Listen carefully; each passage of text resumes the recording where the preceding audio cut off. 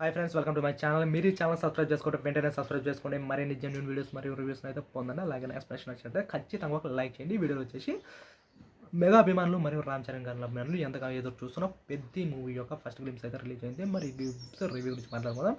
ఈ గ్లిమ్స్ ఉన్న ప్లస్లు ఏంటి, మైనస్లు ఏమైనా ఉన్నాయంటే మైనస్ కూడా చాలా అయితే ఉన్నాయి. దాని గురించి కూడా మాట్లాడుకుందాం. అలాగే ఈ గ్లిమ్స్ చూసిన తర్వాత నేనైతే స్టోరీని దాదాపు అయితే డీకోడ్ అయితే చేయగలిగాను. లాస్ట్ వరకు చూడండి, స్టోరీ కూడా ఎక్స్ప్లెయిన్ చేస్తాను. ఆ స్టోరీ మీకు నిజం అనిపిస్తే ఖచ్చితంగా కమెంట్ చేయండి. నా ఎక్స్ప్లెనేషన్ మీకు నచ్చినట్టయితే నేను కోరుకునేది కేవలం ఒక లైక్ మాత్రమే, కాబట్టి ఆ లైక్ అయితే మీకు మాకు ఇచ్చేసేయండి.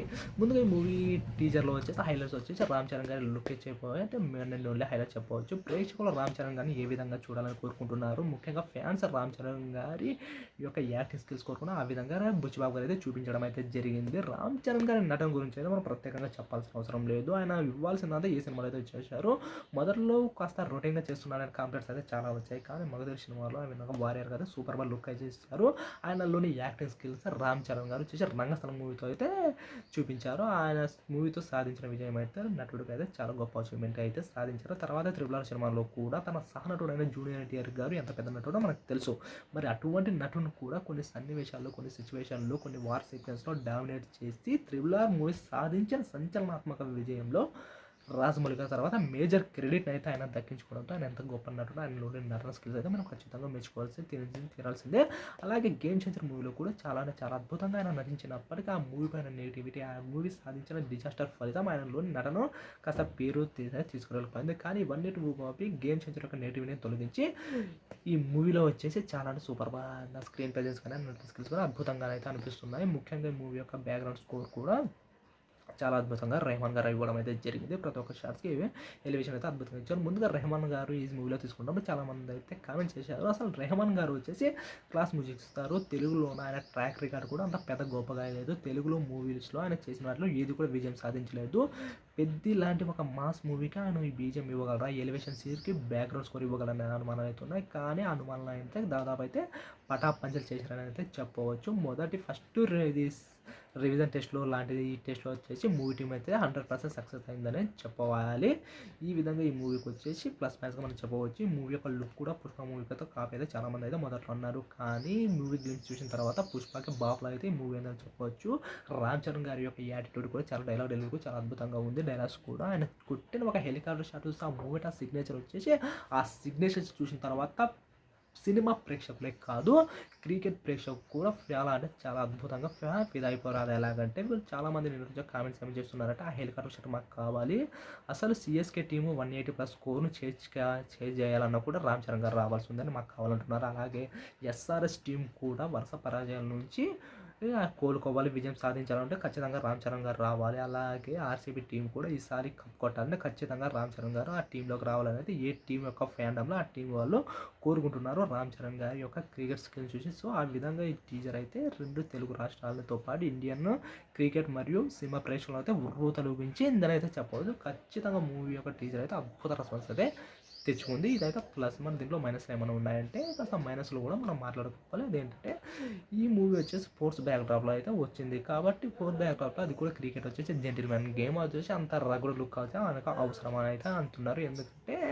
స్పోర్ట్స్ బ్యాక్డ్రాప్లో వచ్చిన సినిమాలు వచ్చేసి కాస్త క్రికెట్లో వచ్చేసి కాస్త డీసెంట్ లుక్నే మెయింటైన్ చేయాలి. ఒకవేళ స్పోర్ట్స్ బ్యాక్డ్రాప్లో సినిమాను మనం చూసుకుంటే జగదీష్ సినిమా వచ్చింది, జగదీష్ సినిమాలో హీరో లుక్ అలా ఉందా, బిగిల్ సినిమా వచ్చింది, బిగిల్ సినిమాలో స్పోర్ట్స్ ఆడే హీరో లుక్ అలా ఉందా, అలాగే లగాన్ సినిమా కూడా వచ్చింది, లగాన్ సినిమాలో కూడా స్పోర్ట్స్ ఆడే లుక్ అలా వచ్చింది. ఎందుకంటే లగాన్ సినిమా యొక్క కాస్త థీమ్ వేరు కాబట్టి అలాగా కాస్ట్యూమ్స్ అలా ఉన్నాయి. మీరు చేసిన ఈ రామ్ చరణ్ గారి లుక్ ఈ పెద్ద లుక్ వచ్చి చాలా రగుడుగా ఉండవచ్చు, మాస్ ప్రేక్షకులు ఆకట్టుకోవచ్చు. కానీ స్పోర్ట్స్ బ్యాక్డ్రాప్లో ఇది అవసరం. మీరు ఒక కేజీఎఫ్ సినిమా తీశారనుకోండి, ఆ లుక్ పెట్టండి, అది కేజీఎఫ్ సామ్రాజ్యం మీ ఇష్టం. అలాగే మీరు పుష్ప సినిమా తీయాలనుకుంటే పుష్ప సినిమా లుక్ పెట్టండి, ఆ లుక్ మనం ఎవరైనా. కానీ క్రికెట్ వచ్చేసి ఒక జెంటిల్మెన్ గేమ్ కాబట్టి చాలా సెన్సిటివ్గా ముడిపడి అది. కాబట్టి రామ్ చరణ్ గారు కొట్టే హెలికాప్టర్ షాట్ మీద కొంచెం మీమ్స్ వస్తున్నాయి. ఎందుకంటే ఆయన ఒక హెలికాప్టర్ షాట్ వచ్చేసి ఒక యార్కర్ బాల్ మాత్రమే కొట్టగలం కాదు, అది కూడా ఆయన హిట్టింగ్ నుంచి హాఫ్ మ్యాట్కి వెళ్ళి హాఫ్ మ్యాట్ పడే బాల్ని హాఫ్ మ్యాట్కి వెళ్ళి హెలికాప్టర్ షాట్ కొట్టడం కాస్త ట్రోలర్స్కి అయితే కాస్త స్టఫ్ ఇచ్చిందని చెప్పాలి. ఇలాంటి చిన్న లాజిక్స్ని మీరు మిస్ చేసుకోకూడదు బుచ్చిబాబు గారు. ఎందుకంటే క్రికెట్ వచ్చేసి ఒక ఎమోషన్ గేమ్, దాంట్లో సెలిమెంట్స్ ఎమోషన్ ఉండాలి. కాస్త అటు ఇటుగా చూపించినప్పటికీ చాలా దెబ్బైపోవాల్సి అయితే ఉంటుంది. ఎందుకంటే జెర్సీ సినిమా చాలా అద్భుతంగా ఉంటుంది, చాలా ఎమోషనల్ పరంగా కూడా జెర్సీ సినిమా అయితే చాలా మంచి విజయం సాధించే సినిమా. నాని గారి యాక్టింగ్ స్కిల్స్ కూడా చాలా అద్భుతంగా ఉంటుంది. అయినప్పటికీ జెర్సీ సినిమా రావాల్సిన కలెక్షన్ రాలేదు, పొందాల్సిన పేరు పొందలేదు. ఎందుకంటే అందులో వచ్చేసి హీరో వచ్చేసి వన్ సైడ్ గేమ్ ఆడుతున్నాడు. హీరో ఏ విధంగా అన్నా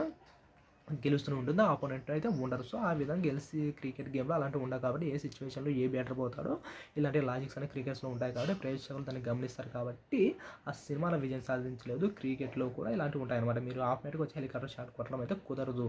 అలాగే సినిమా బ్యాక్ డ్రాప్ వచ్చేసి ఏ సంవత్సరంలో వస్తుంది అది నా టైం లైన్ ఏదో తెలియదు. ఆ టైంలోనే అలాంటి షాట్లు ఉన్నాయో లేవు కూడా మీరు కాస్త తెలుసుకోవాలన్నమాట. అలా తెలుసుకొని తీసినప్పుడే ప్రేక్షకులను ఈ మూవీ ఫుల్గా సాటిస్ఫైడ్ చేస్తుంది. అలా కాగా ఇలాంటి ఇల్లాజికల్ సీన్స్ మీరు పెడితే ఖచ్చితంగా ఇది ట్రోలింగ్ స్టఫ్గా మారే అవకాశం కూడా ఉంది. దీన్ని బుచ్చిబాబు గారు మరియు టీం ఒకసారి గుర్తించి తీయాల్సింది. ఇంకా అలాగే మూవీ యొక్క స్టోరీ దీని వల్ల ఏమన్నా మనం చెప్పగలమంటే ఖచ్చితంగా మూవీ యొక్క స్టోరీ నేను చెప్తాను. అది ఏ విధంగా అంటే నేను ఇంతకు ముందు వీడియోలో చెప్పాను. రామ్ చరణ్ గారు వచ్చేసి ఒక ఆట కూలీగా అయితే ఉంటారు. అదే ఏ విధంగా ఆయన విలేజ్ బ్యాక్డ్రాప్లో కాబట్టి ఆయన విలేజ్లో వచ్చేసి ఒక క్రికెట్ ఆడలో అయితే ఆడుకుంటూ ఆయన స్పోర్ట్స్ అయితే ఇష్టం ఉంటుంది. క్రికెట్ బేస్డ్ ఆయన క్రికెట్ ఆడుతుందో మంచి పేరు అయితే సంపాదించుకుంటారు. ఏ టోర్నమెంట్లో పోయినా ఆయన వచ్చేసి క్రికెట్ ఆడుతుంటారు. బట్ ఆయన క్రికెట్కి వచ్చేసి ఒక విధంగా ఏ విధంగా ఆడాలి అని అయితే ఆయనకు తెలియదు. ఓన్లీ గేమ్ ఆడడం మాత్రమే తెలుసు. అలా క్రికెట్ ప్లేయర్ని కట్ చేసి రామ్ చరణ్ గారి యొక్క ఆ విధంగా ఆయన స్టోరీ ఉంటుంది. కట్ చేస్తే వేరే స్టోరీ ఏదో ఉంటుంది. అది శివరాజ్ కుమార్ గారి స్టోరీ అయితే చూపిస్తారు. అది స్టోరీ శివరాజ్ కుమార్ వచ్చేసి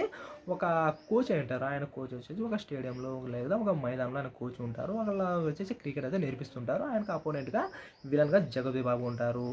ఆయన వచ్చేసి ఆ టీంని ఎగదేయకుండా ఆ టీంలో ప్లేయర్స్ అయితే ఈ విధంగా షెడ్యూల్ చేసి కొట్టు ఏదో విధంగా ఒక టీంని అయితే ఎదగనివ్వకుండా చేస్తుంటారు. అక్కడ స్టేడియంస్కో లేదా ఏదో మైదానంకో ఏదో ఒక వార్ అయితే వచ్చేస్తుంటే దాన్ని రక్షించుకోవడం కోసం వాళ్ళుగా జగపతి గారు కాబట్టితో అయితే క్రికెట్ ఆడాల్సి వస్తుంది. ఈ గేమ్లోన శివరాజ్ కుమార్ గారి టీంను మనం ఓడించలేం కాబట్టి జగపతి బాబు గారు ఏం చేస్తారంటే ఆయన ఒక టీం ప్లేయర్స్ని కొట్టడమో తప్పించడమో జరుగుతూ ఉంటుంది అన్నమాట. వాళ్ళ యొక్క ధాటికి ఈ శివరాజ్ కుమార్ గారి టీంలోన ఏ ఒక్క ప్లేయర్ చేయడానికైతే సాహసించాడు. అదే టైంలో ఆయన వచ్చేసి ఆయన స్టేడియంలో లేదా ఒక మైదానాన్ని ఒక ప్లేస్ను కోల్పోవాల్సి వచ్చింది. ఆ టీం వచ్చేసి ఓడిపోవాల్సిన పరిస్థితి ఉంటుంది. అలాంటి టైంలో వాళ్ళకి ఒక వజ్రాయుధం కావాలి. శివరాజ్ కుమార్ గారికి ఒక ఆయుధం కావాలి, ఒక మంచి బ్యాట్స్మెన్ కావాలి, ఒక దమ్మున్న హీరో కావాలి. అలాంటి టైంలోనే రామ్ చరణ్ గారు ఒక ఊరి మీద వచ్చినప్పుడు ఒక క్రికెట్ టీం అంటే ఆయన క్రికెట్ కోచ్ కాబట్టి ఆ ఊళ్ళో క్రికెట్ టీం ఒక చూద్దామని అయితే వెళ్తారు. అది చూసినప్పుడు రామ్ చరణ్ గారి యొక్క బ్యాటింగ్ అయితే చూస్తారు. చాలా అద్భుతంగా ఉంటుంది. ఇతను చాలా మంచి ప్లేయర్, ఇతని దగ్గర దమ్ము ఉంది, కానీ ఆడవలసిన పద్ధతి దానికి తెలియదు కాబట్టి అతన్ని తన దగ్గర తీసుకోవాలి. అతనికి ట్రైనింగ్ ఇచ్చి ఒక మంచి ప్లేయర్గా చేసి అలాగే టీంలో పిలుచుకొని వచ్చి ఆయనకు ఏర్పడిన ఒక సవాల్ని అయితే రామ్ చరణ్ గారి వలన ఏ విధంగా శివరాజ్ కుమార్ గారు తీర్చుకుంటారు అనేది శివుడి యొక్క మెయిన్ ప్లాన్. అంటే మీకు అర్థమవుతుందా?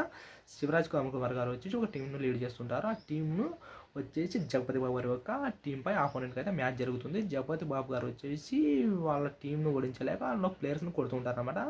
ఆ విధంగా కొట్టే ప్లేయర్స్ను వీళ్ళు కొట్టేవాడు కాదు కొట్టించేవాడు కావాలని రామ్ చరణ్ గారిని హెల్ప్ అయితే తీసుకొని ఆయన మంచి శిక్షణ ఇచ్చి వాళ్ళైతే మ్యాచ్ ఉంటుంది. ఈ విధంగా స్టోరీ ఉంది. అలాగే దివ్యాందు చతుర్వేది గారు అంటే మనం మున్నా ఆఫ్ గుల్షన్ త్రిపాఠి గారు ఆ జగపతి బాబు గారి యొక్క కొడుకో లేదా ఆయన పక్క ఒక రౌడీకి అయితే ఉంటారు. సో ఈ విధంగా ఈ మూవీ యొక్క కాన్సెప్ట్ అయితే ఉండబోతుంది అయితే నేనైతే చెప్పవచ్చు. ఇప్పటి వరకు అయితే ఫస్ట్ గ్లిప్స్ కప్ తర్వాత నేను కొద్దిగా స్టోరీ అయితే చెప్పగలిగాను. ఒకవేళ ఫుల్ టీజర్ కానీ ఇక ట్రైలర్ కానీ వచ్చేస్తే దాదాపు స్టోరీ యొక్క టీ కూడా అయితే నేను ఖచ్చితంగా చేస్తాను. ఒకవేళ మీరు ఏమనుకుంటారు చెప్పండి. నా ఎక్స్ప్లెనేషన్ మీకు నచ్చినట్టయితే ఖచ్చితంగా లైక్ చేయండి. అలాగే మరిన్ని వీడియోస్ మీకు కావాలనుకున్నప్పుడు ఖచ్చితంగా ఈ ఛానల్ని సబ్స్క్రైబ్ చేసుకోవడం మాత్రం మర్చిపోకండి. మీరు సబ్స్క్రైబ్ చేసుకుంటే నేను మంచి వీడియోలు అయితే ఇవ్వగలిగాను. Thank you. జై హింద్.